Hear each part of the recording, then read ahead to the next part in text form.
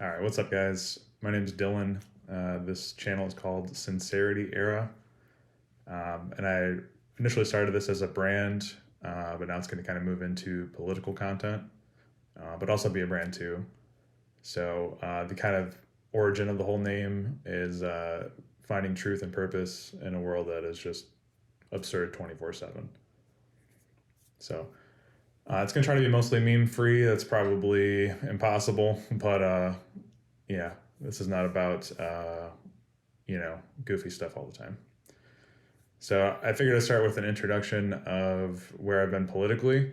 Not that I'm anybody, this is just kind of an introduction through the channel. Hopefully you can get something out of it and know that you're not stuck in whatever political orientation you think you're in. And I think there's kind of an ultimate truth behind it that you kind of come back to. Okay, so starting out, I was kind of a standard Midwest liberal. My parents, mostly liberals, Democrats, I guess. Didn't really know much, care much. I think when I probably first started caring about politics is when Ron Paul came around. Even then, I didn't exactly know why or know everything about what he was talking about. But I was on board with ending the Federal Reserve and just caring about America in general. After that, I was kind of apolitical for a while. I would say, I was mostly into my creative endeavors at the time, just focused on music, very much in like metalcore and hardcore, those genres, those communities. They think they're, ultra left or socialists or whatever. And I'd say for the vast majority, people are generally just kind of standard liberals like I was. All right, then after that, I would say, it was kind of the Bernie era. Bernie came around. I was, I guess, a Bernie bro. It was all about socialism. I'd say that kind of, in a way, that kind of introduced me to socialism and knowing that was possible or that people thought that way. I think that's kind of the gateway, I would say, of getting into like actual Marxist theory, reading the old text. So once after getting into that stuff, I sought out, audiobooks, other podcast streamers, that kind of stuff to try and help me get through it faster. I would still read it myself or listen to an audiobook if possible. But most of the people covering that stuff, anyone that's, successful for the most part is very ultra left. So it's kind of the only opinions you're getting, takes on it, interpretations, which are not generally correct either about that kind of stuff. I would say too, in a way, the ultra left's covering that stuff kind of forced me to unlearn, a basic patriotism for my country, caring about, the people and the infrastructure and just generally wanting better for people here, which is, I think, most people have to unlearn that. That's not something that really happens organically because most people just want the best for wherever they come from. So go along with those the ultra left streamers and that kind of stuff and podcasts or whatever. I had a lot of questions. They brought up the settlers stuff, the land back. So that's how ultra left I was getting into. That kind of stuff seemed like it wasn't really feasible.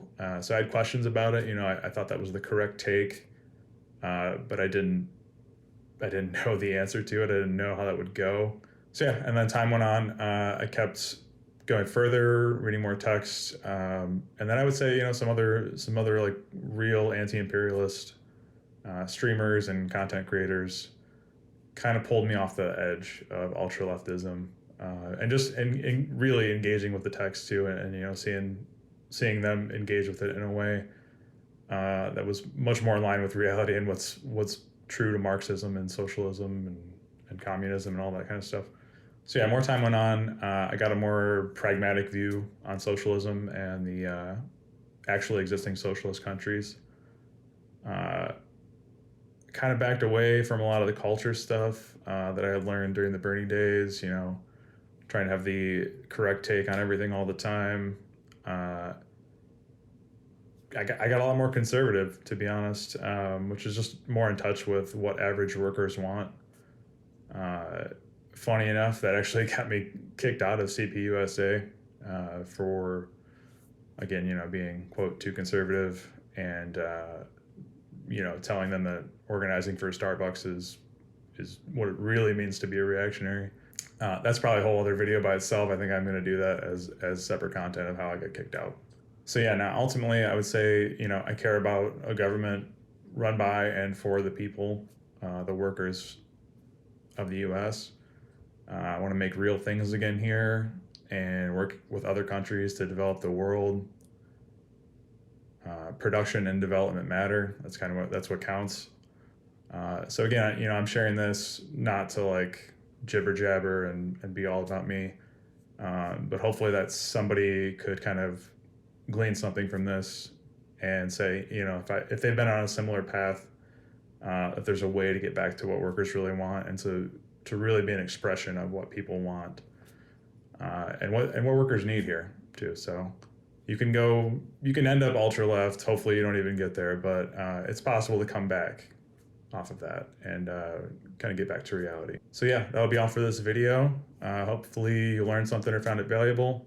Let me know what you thought, leave a comment, subscribe, do all that stuff. We're gonna keep doing more political content on here.